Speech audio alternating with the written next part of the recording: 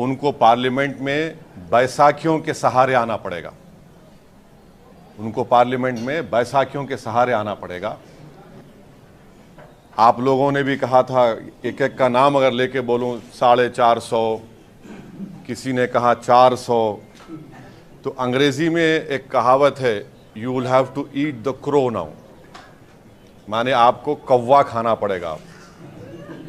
तो अब नहीं मालूम खाएंगे नहीं खाएंगे, मगर कहावत है। तो तीसरी बात, अहम बात यह है कि अगर ऐसा मौका आता है कि देश के तीसरी मर्तबा प्रधानमंत्री वज़ीर आज़म नरेंद्र मोदी नहीं बनेंगे, अगर उसमें हमारी ज़रूरत पड़ी। दोस्तों, बुजुर्गों, नौजवान साथियों, अस्सलाम वालेकुम व रहमतुल्लाह। साथियों, मोदी साहब की सरकार बनना मुश्किल हो चुका है। मुश्किल होने की वजह क्या है, मैं आपको इस वीडियो के अंदर दिखाऊंगा। आप भी सोच रहे होंगे कि इतनी बड़ी बात ये क्यों बोल रहे हो, क्योंकि साथियों, अगर मोदी साहब ने शपथ भी ले ली तो कुछ दिन टिक नहीं पाएगी, क्योंकि आखिरकार ऐसी घड़ी आ चुकी है। तो साथियों, ओवैसी साहब का एक वीडियो सामने आया जिसमें कि उन्होंने खुला चैलेंज दिया है, और क्या कहा है इस वीडियो के अंदर वो आपको देखना होगा। और जो उन्होंने बताया उनकी बात एकदम एक सही है, और उनका ये चैलेंज भी सही है। साथियों, उनका ये मानना है कि लाख कोशिश करेंगे कि हम मोदी साहब को शपथ नहीं लेने देंगे। अगर उन्होंने ले भी ली तो किस तरह से वो मोदी साहब सरकार चला सकेंगे। तो साथियों, पहले इस वीडियो के अंदर देखिए ओवैसी साहब का क्या है मानना, और वो क्या कह रहे हैं, कब तक ये सरकार टिक सकती है। तो इस वीडियो को बिल्कुल भी स्किप न करें, लाजमी लास्ट तक जरूर देखें। चलते हैं, देखते हैं वीडियो के अंदर। तो ये एक जो वर्डिक्ट आया है, अब अगर मोदी जी सरकार बनाएंगे तो उनको पार्लियामेंट में बैसाखियों के सहारे आना पड़ेगा। उनको पार्लियामेंट में बैसाखियों के सहारे आना पड़ेगा, और वो भी बड़ा अच्छा नज़ारा होगा देखने के लिए, क्योंकि 300-400 पार, बल्कि माशाल्लाह से इतने जो आप लोग यहाँ पर जमा हैं। आप लोगों ने भी कहा था, एक एक का नाम अगर लेके बोलूं 450, किसी ने कहा 400। तो अंग्रेजी में एक कहावत है, you will have to eat the crow now, माने आपको कौवा खाना पड़ेगा। तो अब नहीं मालूम खाएंगे नहीं खाएंगे, मगर कहावत है। किसी एक माशाल्लाह एक साहब ने तो जो बड़े अपने आप को माहिर कहते हैं, उन्होंने कहा कि हैदराबाद हम नहीं जीतेंगे। खैर, अल्लाह जो चाहता है वही होता है।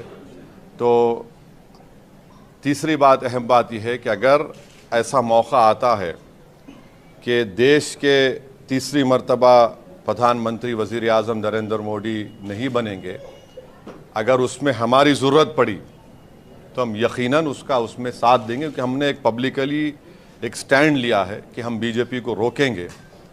और चौथी बात यह है कि हम नरेंद्र मोदी से ये बताना चाह रहे हैं कि आप देखो ये नतीजा क्यों आया।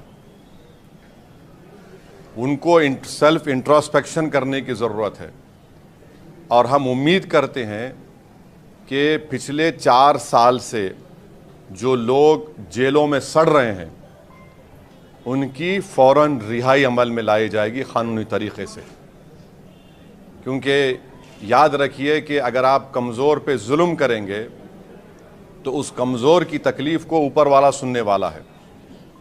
तो अब नहीं मालूम कि फाइनल काउंटिंग होने के बाद कितने सीट बीजेपी लाएगी, मगर मुझे लगता है कि इंशाअल्लाह ताला वो मैजिक नंबर बीजेपी नहीं लाएगी। और क्या होगा, कल क्या होगा, परसों क्या होगा, तो ये हमारा इनिशियल रिएक्शन है।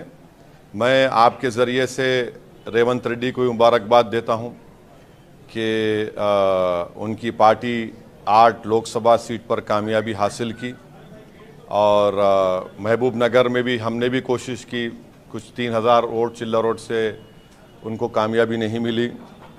सिकंदराबाद में मेजॉरिटी कम हुई है, और अफसोस की बात यह है कि बहुत से मुकामात पर पार्लियामेंट कॉन्स्टिट्यूंसी में खोलो प्रमोद है तो बहुत से मुकामात पर हम ये देखे हैं कि टीआरएस के लोग ओपनली बीजेपी को सपोर्ट कर रहे थे, ये भी आवाम के सामने आ गया।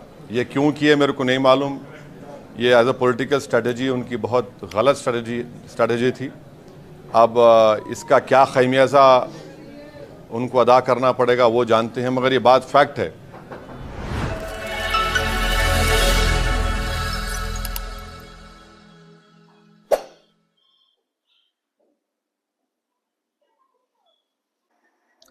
साथियों, अभी आपने वीडियो के अंदर देखा होगा ओवैसी साहब का जो मानना ये है कि अगर सरकार बन भी जाती है तो बैसाखी के सहारे कैसे चल सकते हैं। मोदी साहब जो 400 पार का नारा लगाते थे, आज वो 200-250 पार भी नहीं कर पाए हैं। ये भी चीज बहुत बड़ी हो चुकी है। आज उनका जो 400 पार का सपना था वो भी टूट चुका है। तो साथियों, ओवैसी साहब का खुला चैलेंज है कि हम लाख कोशिश करेंगे, मोदी साहब को शपथ नहीं लेने देंगे।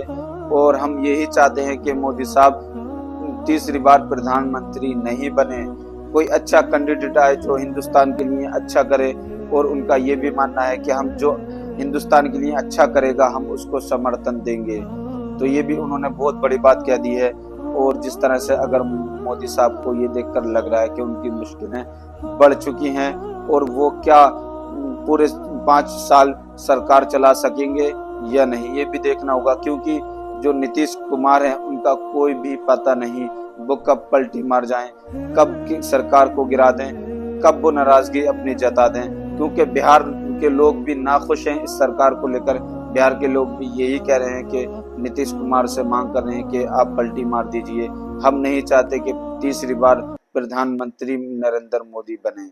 तो साथियों, आज देखा होगा आपने वीडियो के अंदर, क्या ये सबसे बड़ी चुनौती मोदी साहब पार करेंगे या नहीं। तो साथियों, आज की मेरी वीडियो कैसे लगी मुझे कमेंट करके जरूर बताएं। फिर मिलते हैं नेक्स्ट वीडियो में। अल्लाह हाफिज।